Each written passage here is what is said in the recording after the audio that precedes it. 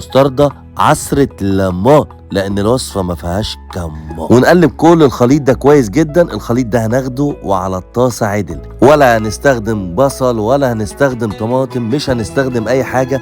هو الخليط ده اللي هيعمل الصوص بتاعي. شايفين الجمال؟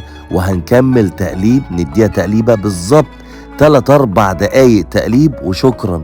هتاخدي اجمل نتيجة للدبابيس، تغيير طعمها جامد جدا.